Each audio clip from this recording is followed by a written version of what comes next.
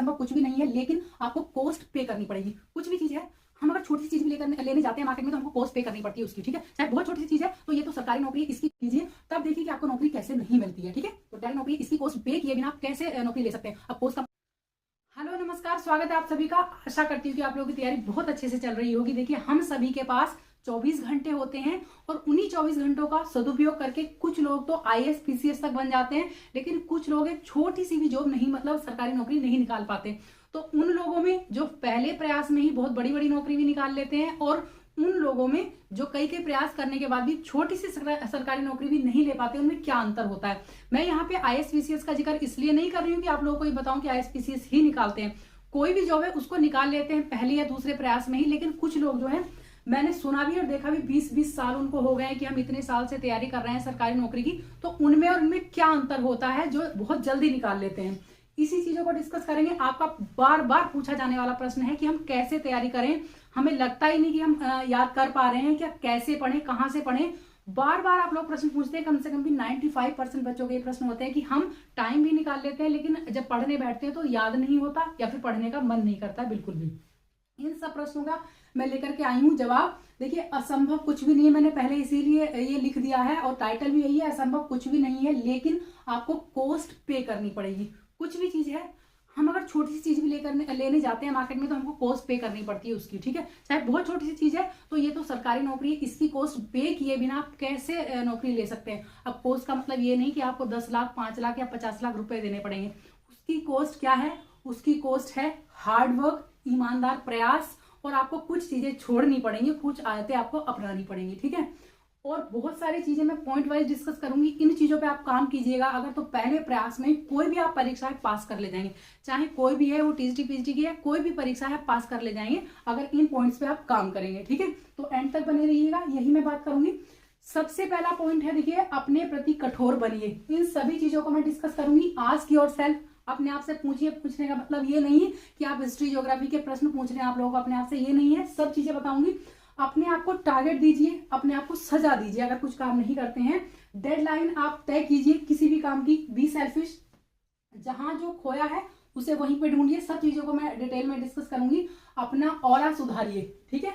ये है माइंडसेट अपना बदलिए। फिर है हार्ड वर्क कीजिए स्मार्टली। इन सभी चीजों पे चर्चा करने जा रही हूँ। देखिए, ध्यान से सुनिएगा एक एक पॉइंट को। अपने प्रति कठोर बनिए। अपने प्रति कठोर बनने का मतलब ये नहीं कि आप अपने आप को मार लीजिए, सुसाइड कर लीजिए, ये नहीं है। आप अगर कुछ काम करना चाहते हैं तो उसको पूरी मेहनत के साथ, शिद्दत के साथ कीजिए और उसको जो टारगेट आपने सेट करे हैं उनको पूरा कीजिए। अगर आप इसका संबंध इससे भी अपने आप को सजा दीजिए, इससे इसका संबंध है पूरा पूरा कि अपने प्रति कठोर बनिए। जो भी आपको काम करना है, do it now, tomorrow never comes. मैं इसी चीज में बिलीव करती हूँ कि जो करना है आज ही करना है। अगर आपके मन में कोई प्रश्न भी आता है आपको सिलेबस को लेकर के, तो उसको आज ही कीजिए, यानी कि कल करेंगे, परसों करेंगे, तो टुमारो नेवर कम्स, कभी नहीं आता है कल, हम कर ही नहीं पाते। कठोर इसलिए बनिए कि जो आपको करना है अभी से शुरू कीजिए, आज से कीजिए। तो ये वीडियो खत्म होने के बाद जो भी आप अपना तैयारी कर रहे हैं या जो टॉपिक आपका रह गया है, अभी से, आज से ही उसको खत्म कर लीजिए, ठीक है। अपने प्रति कठोर बनने का मतलब है कि जो भी आपने टारगेट दिया है उसको स्ट्रिक्टली फॉलो कीजिए। उसको ऐसा नहीं हो कि हम कल करेंगे या परसों करेंगे, इसी चीज के चक्कर में हम आगे बढ़ ही नहीं पाते हैं कि चलिए ये आज नहीं, आज मूड नहीं है, आज हमें किसी ने कुछ कह दिया है तो मूड खराब हो गया है, घर में कुछ हो गया तो मूड खराब हो गया, चलिए आज ठंड लग रही है, अब क्योंकि ठंडी के दिन आ गए, अब नहीं, कल से करेंगे या परसों से करेंगे, कभी नहीं हो पाता है। Do it now. तो अपने प्रति कठोर बनिए, ठीक है। कठोर बनने का मतलब है, जब आप दूसरों से ये चाहते हैं कि जो चीज हमें चाहिए वो अभी करके दी जाए, तो अपने आप से क्यों नहीं एक्सपेक्ट करते हैं कि जो आपने टारगेट बनाया है, जो आपका काम है, उसको अभी करें, ठीक है। तो अपने प्रति आपको कठोर बनना पड़ेगा। फिर है आस्क योरसेल्फ। आस्क योरसेल्फ का मतलब यहाँ पे ये है कि अगर आपने कोई अपने आपको टारगेट दिया था या आपका सिलेबस है किसी भी सब्जेक्ट का, वो आपने पूरा करना है, लेकिन शाम तक, सुबह हो गई है, शाम तक जब सोने को जाएंगे तो अपने आप से प्रश्न कीजिए कि क्या आपने वो टारगेट पूरा किया आज। अगर नहीं किया तो गिल्टी जरूर फील आपको करना चाहिए। फिर आपको इस पे आना है, फिर भी इस पे आना है कि अपने आप को सजा दीजिए, ठीक है। वो टारगेट पूरा अपने आप से आपको पूछना है कि क्या आपने ईमानदार प्रयास किया, आज आपने जो आपने टारगेट दिया था अपने आप को पूरा किया, कितने % पूरा किया, अपने आप से पूछिए। अगर जवाब आता है कि हाँ पूरा किया तो बहुत अच्छी बात है, अगर नहीं किया तो उसको कीजिए, उसी टाइम पे कीजिए, ठीक है। फिर है अपने आप को टारगेट दीजिए। टारगेट का मतलब वही है कि अपना एक दिन में आपको कितना पढ़ना है, कितनी आपकी कैपेसिटी, आप जानते हैं कैपेसिटी आप बढ़ा सकते हैं, लेकिन जो कैपेसिटी है उसको कम से कम पूरा करने के लिए अपने आप को टारगेट दीजिए कि आज हम ये टॉपिक करेंगे, उसको कर ही लेंगे। दूसरे से मत उम्मीद कीजिए कि दूसरा कोई देगा। देखिए इतनी कोचिंग है, उसमें इतने बच्चे पढ़ते हैं, लाखों पढ़ते हैं, लेकिन सिलेक्शन कितनों का होता है, 1% से भी कम रेशियो होता है। आप अपना अगर कुछ नहीं देखिएगा तो CTET आप देख लीजिएगा। CTET में 8-10 लाख से ज्यादा ही बच्चे होते हैं और मुश्किल से पासिंग परसेंटेज 8% होता है। 1 लाख मुश्किल से पास हो पाते हैं। क्यों होते हैं? क्योंकि वो सेल्फ स्टडी करते हैं, खुद से पढ़ते हैं। कोचिंग का रोल केवल आपको मार्गदर्शन का होता है, मेहनत आपको करनी है। ठीक है, आप अपने आप पे कितना काम करते हैं, अपने आप को टारगेट कितना देते हैं, कितना उसको पूरा करते हैं, कितना चैलेंज देते हैं खुद को, काम वही चीज करेगी, वही लोग पास होते हैं। फिर अपने आप को सजा दीजिए। इन सभी चीज का है ये निचोड़ के अपने आप को आपको सजा देनी है। अगर कोई आपकी उम्मीदों पे खरा नहीं उतरता तो आप उसको सजा देते। घर में कोई बच्चा है, उसने कुछ कर दिया गलत तो आप उसको पीट देते हैं।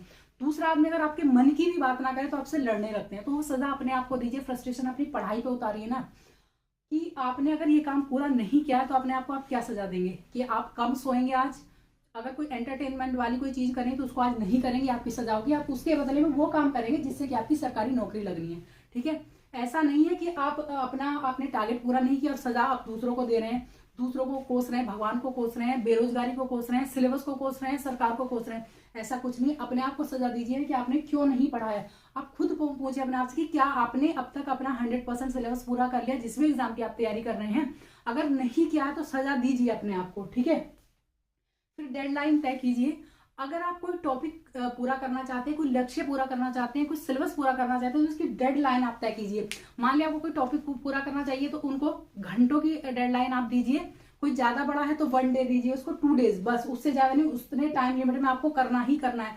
अगर आप ये सोचेंगे कि हम चलो जब मन करेगा कर लेंगे तो आप कभी नहीं कर पाएंगे। आपको पता है कि जैसे स्कूल में एकेडमिक होता है हमारा, वो 1 साल या 2 साल का सेशन होता है। इसीलिए होता है क्योंकि हमें उस टाइम लिमिट में अपना सिलेबस पूरा करना ही करना है। अगर डेडलाइन नहीं होती 1 ईयर या 2 ईयर की तो हम कभी पढ़ ही नहीं पाते, हम फर्स्ट क्लास से आगे ही नहीं बढ़ पाते। तो आपको डेडलाइन तय करनी है कि अगर एक टारगेट आपने तय किया है कि ये सरकारी नौकरी हमें पानी है तो इतने साल में हमें पा लेनी है। वो एक अलग कंडीशन होती है कि जब आपका एग्जाम नहीं होता है, जैसे टीजीपीसी का बहुत साल बाद हो रहा है, वो एक अलग बात है। लेकिन अगर आपका टॉपिक भी है तो टॉपिक को आप घंटों में बांधिए, दिनों में बांधिए, और जो पूरा सिलेबस है उसको महीनों में बांधिए कि तब तक हम पूरा कर ही लेंगे, और जो आपका लक्ष्य है उसको तब तक पा लेंगे। मान लिया आपका लक्ष्य टीजीपीसी था तो हम ये जो अटेम्प्ट है इस पे कर ले जाएंगे, तो ये भी आपकी डेडलाइन है कि इसी में हम कर ले जाएंगे। ये नहीं कि नेक्स्ट टाइम दे देंगे एग्जाम। ठीक है, वो आप तब करेंगे जब इन सब चीजों को आप पूरा करेंगे, अपने प्रति कठोर बनेंगे, अपने आप से प्रश्न पूछेंगे, अपने आप को टारगेट देंगे, उनको कंप्लीट करेंगे। ठीक है, और एक है बी सेल्फिश। आपको सेल्फिश तो बनना ही पड़ेगा। मान लिया आप हाउस वाइफ हैं, वर्किंग है, या आपकी मतलब पूरी जिम्मेदारी आपके परिवार की आप पे है, तो आपको प्रायोरिटी, और आपका काम चलना है सरकारी नौकरी से, तो प्रायोरिटी आप अपने आप को दीजिए, अपनी पढ़ाई को दीजिए। ये नहीं है कि पहले दूसरों के काम कर ले फिर हम कर लेंगे। उससे क्या होगा, या तो मन नहीं होगा बाद में, या फिर आप पढ़ाई नहीं कर पाएंगे। जो काम बहुत ही जरूरी है कि उनके बिना आपकी जिंदगी नहीं चलेगी या डेली रूटीन नहीं चलेगा, उनको तो आप पहले कर दीजिए, लेकिन आप पहले नंबर पे प्रायोरिटी पे अपने आप को रखिए। अपने आप का मतलब ये नहीं, खुद को रखिए, अपनी पढ़ाई को रखिए पहले। ठीक है, तो सेल्फिश तो आपको बनना पड़ेगा, नहीं तो आप कुछ भी नहीं कर पाएंगे। ठीक है, अगर आप दूसरे आप लोग आपको यूज कर रहे हैं तो यूज करते चले जाएंगे, आप यूज होते चले जाएंगे, आप अपने लिए टाइम नहीं निकाल पाएंगे। ठीक है, अब आता है जहां जो खोया है उसको वही ढूंढिए। इसका मतलब ये है कि जो आपके सिलेबस में आना है केवल आपको वही पढ़ना है। ये नहीं है कि आप किसी पीएचडी किए हुए इंसान की बुक पढ़ने पे लग रहे हैं कि भैया इसको पढ़ लीजिए, बड़ी इंटरेस्टिंग है, बहुत कुछ है इसमें। बिल्कुल भी नहीं। जो आपका एग्जाम में आना है, एग्जाम ओरिएंटेड है, अगर वो नहीं पढ़ेंगे तो आपका सिलेक्शन नहीं हो पाएगा। वो कहाँ देखेंगे आप? प्रीवियस ईयर देखेंगे। किसी भी एग्जाम को दे रहे हैं, जहां जिस टॉपिक से जो प्रश्न पूछे जा रहे हैं वही पढ़िएगा। आपको पीएचडी नहीं करनी है, स्पेशलिस्ट नहीं बनना है, आपको एग्जाम निकालना है। जिस भी एग्जाम का सिलेबस आप जिसकी तैयारी कर रहे हैं उसके सिलेबस के अकॉर्डिंग, उसके प्रीवियस ईयर के अकॉर्डिंग आपको पढ़ना है। तो जहां जो खोया है वहीं पे ढूंढिए। अगर आपका कोई सामान घर के बाहर खोया है और अंदर ढूंढेंगे तो कैसे मिल जाएगा, है ना? तो जो सिलेबस में आना है, जो प्रीवियस ईयर में आ चुका है, वही टॉपिक्स आते हैं मोस्टली 99%। अब है अपना ऑरा सुधारिए। इसका मतलब है बी पॉजिटिव। ऑरा की आजकल बहुत ज्यादा आडंबर बना दिया है, वीडियो बहुत सारी पड़ी हुई है। ऑरा का मतलब ये होता है आप बहुत ज्यादा मेडिटेशन करेंगे, ये करेंगे, वो करेंगे तब होगा। ऑरा का मतलब सीधा सीधा ये होता है कि आपका जो एटमोस्फियर है ना वो पॉजिटिव होना चाहिए। पॉजिटिव का मतलब क्या है कि ऐसी संगति में बैठिए कि जो पॉजिटिव हो, अच्छी बातें करते हो, पॉजिटिव बातें करते हो, कि जिससे कि आपको मोटिवेशन मिले। ये ना हो कि भैया हमें पता है कुछ नहीं होता है, कितने साल से तैयारी किया है, हमारा हुआ नहीं है, वो पड़ोसी कर रहा है, पैसे दे के हो गया है, ऐसे नहीं होता। तो ऐसे लोगों में अगर बैठोगे तो आपका भी दिमाग ऐसे ही हो जाएगा। तो पॉजिटिव रहिए, पॉजिटिव लोगों में बैठिए, नेगेटिव लोगों को त्याग दीजिए, ठीक है। जब तक तैयारी कर रहे हैं तब तक तो बिल्कुल मत बैठिए। अब है माइंड सेट बदलिए। वही बात है कि उन लोगों का माइंड सेट ऐसा होता है, वो आपका भी ऐसा ही कर देते हैं कि आपको लगता है कि हमारे याद नहीं हो पाएगा, हम पढ़ के भूल जाएंगे। तो उस चीज को बदलिए, आप पढ़िए तो सही, कम से कम इस डर से कि याद नहीं होगा, पढ़ते ही नहीं है। एक पेज पलटा, 2 पलटे, 3 5 पेज तक पलटे, फिर उसके बाद आप पढ़ेंगे नहीं कि हमने माइंड सेट बना लिया कि याद नहीं होगा, और ये भी बना लिया है कि सरकारी नौकरी ऐसे ही नहीं मिलती है, ठीक है। तो उस चीज को बदलिए। बहुत ऐसे लोग हैं जो एकदम विपरीत परिस्थितियों में जाकर के उन्होंने पढ़ा है, बहुत अच्छे से, बहुत जल्दी उनका सिलेक्शन हो गया है। तो अपना माइंड सेट चेंज कीजिए कि याद नहीं होगा। क्यों नहीं होगा? जब पढ़ेंगे तो बार बार पढ़िए तो आपको याद होगा, ठीक है। इंटरेस्टिंग उसको बनाइए जो आप पढ़ रहे हैं, रिलेट करके पढ़िए, और अपना जिस तरह से आपको याद होता है उस तरह से पढ़िए। कॉपी पेन का और दिमाग का, कानों का, सब चीज का यूज करके पढ़िए। केवल पीडीएफ से नहीं पढ़ना है आपको। अब है हार्ड वर्क कीजिए लेकिन स्मार्टली, ठीक है। ये कहते हैं कि हार्ड वर्क ही करना है या स्मार्ट वर्क ही करना है, तो हार्ड वर्क आपको करना है लेकिन स्मार्टली करना है। वो यही होता है कि जो आपके एग्जाम में आना है केवल वो कीजिए, कॉपी पेन से कीजिए, मतलब लिख करके पढ़िए। पीडीएफ से मुझे नहीं लगता है कोई होगा, 1% भी संख्या नहीं है जो पीडीएफ से पढ़ते हैं लोग। स्मार्ट वर्क ये होता है, मतलब हार्ड वर्क का मतलब ये है कि एक भी दिन स्किप नहीं करेंगे आप, और स्मार्टली ये होता है कि जो आपके सिलेबस में आना है केवल वही पढ़ेंगे। आपको पीएचडी नहीं करनी है, स्पेशलिस्ट नहीं बनना है। अगर मैं टीएचडी पीएचडी की बात करूं तो केवल आपका सिलेबस आना है, कोई भी इसमें आपका जीके जीएस नहीं है, कोई भी अलग से आपका करंट अफेयर्स नहीं है, कुछ भी नहीं है, केवल आपको अपना विषय पढ़ना है। अगर मैं टीएचडी पीएचडी की बात करूं, अदर जो एग्जाम्स होते हैं उनमें भी आपका सिलेबस ही आना है। जो टॉपिक पहले आते आए हैं 99% वही आते हैं, 1% अगर अपवाद छोड़ दीजिए। तो इन चीजों को अगर आप करेंगे तो आप बहुत अच्छे से कर पाएंगे। देखिए आप अपना समय, मैंने शुरू में बात कही थी 24 आवर्स हमारे पास होते हैं, आप किस तरह से उनको यूज करते हैं।